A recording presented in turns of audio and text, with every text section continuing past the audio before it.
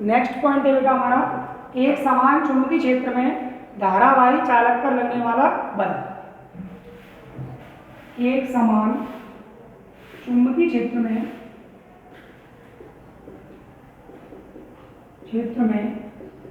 धारावाही चालक पर लगने वाला बल।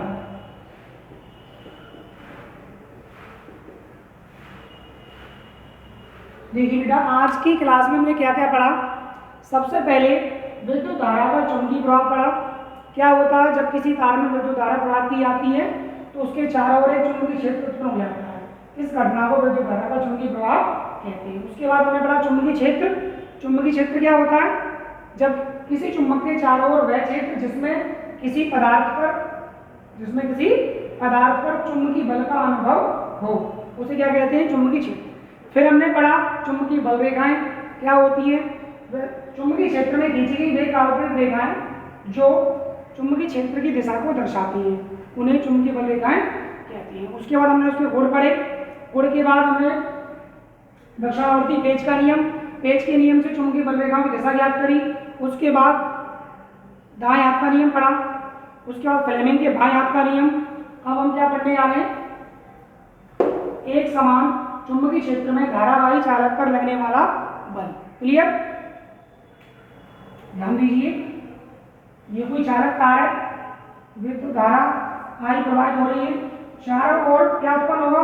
चुंबकीय क्षेत्र, और चुंबकीय क्षेत्र की दिशा लंबवत होगी। अभी बताई थी लंबवत। ये तीनों परस्पर लंबवत होते हैं, विद्युत धारा F और B। दिशा तो हमें पता चल गई। अब बल कितना लगेगा? बल की दिशा तो क्या होगी? कहाँ होगी? लंबवत। अब बल कितना लगेगा, उसकी वैल्यू मान, तो उसके लिए डेरिवेशन है, सूत्र मिलेगा, उसको ध्यान से समझिए। देखिए थ्योरी इसकी लिखी जाएगी। माना किसी धारावाही चालक तार में I एम्पीयर की विद्युत धारा प्रवाहित की जाती है तो उसके चारों ओर चुंबकीय क्षेत्र उत्पन्न हो जाता है। क्या हो जाता है? चुंबकीय क्षेत्र उत्पन्न हो जाता है, जिस कारण उस धारावाही चालक तार पर एक बल कार्य करता है, जिसे चुंबकीय बल कहते हैं, जो निम्न बातों पर निर्भर करता है। क्लियर? निम्न बातों पर निर्भर करता है। कौन करता है? चुंबकीय बल। वो बातें क्या है? नंबर 1, यह मीन्स चुंबकीय बल, यह धारावाही चालक में बहने वाली धारा के अनुक्रमानुपाती होता है। यह धारावाही चालक में प्रवाहित लिखें या बहने वाली विद्युत धारा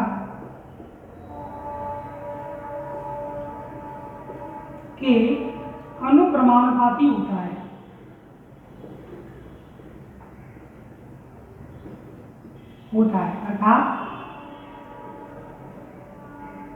अर्थात बल होता है बेटा F, अनुक्रमानुपाती होता है I की।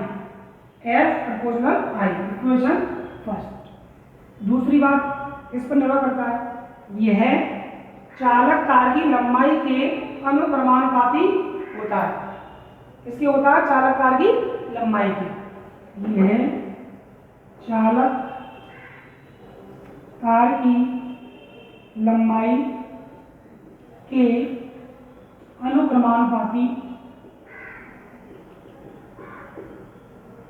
होता है।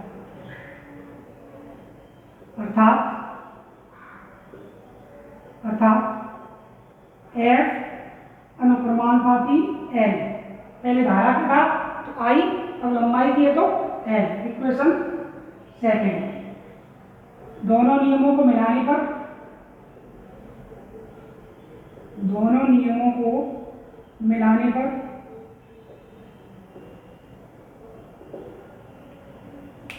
तो दोनों नियमों को मिला देंगे।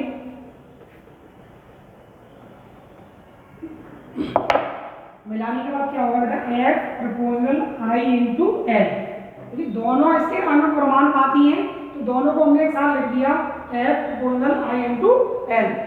ये समानुपाती या अनुक्रमानुपाती होता है, इसे हटाएंगे तो कांस्टेंट आएगा B क्या आएगा, एक कांस्टेंट, जहां B एक नियतांक है जिसे B क्या आएगा, नियतांक है जिसे चुंबकीय क्षेत्र कहते हैं। क्या कहते हैं, चुंबकीय क्षेत्र। नोट कर सकते हो आप इसे या स्क्रीनशॉट ले सकते हो। ये हमारा किसका सूत्र आ गया, चुंबकीय बल का, F बराबर BI L और बल का मात्रक न्यूटन। ध्यान दीजिए, जब कभी कोण या थीटा का मान दिया होगा, यानी कि कार को 30 डिग्री घुमा दिया या 60 डिग्री पे घुमा दिया, जितने भी अंश में घुमा दिया जाएगा, अर्थात कोण का मान दिया होगा। जब कभी कोण का मान दिया हो तो उसमें साइन थीटा और ऐड कर दिया जाता है। यदि थीटा कोण ज्ञात हो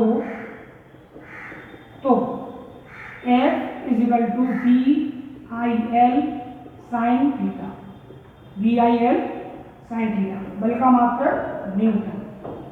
क्लियर। इससे आगे की हेडिंग से आगे के टॉपिक्स देखने के लिए, क्लियर करने के लिए आप जुड़े रहें टीआर इंटर कॉलेज के यूट्यूब चैनल पर। नमस्कार, धन्यवाद।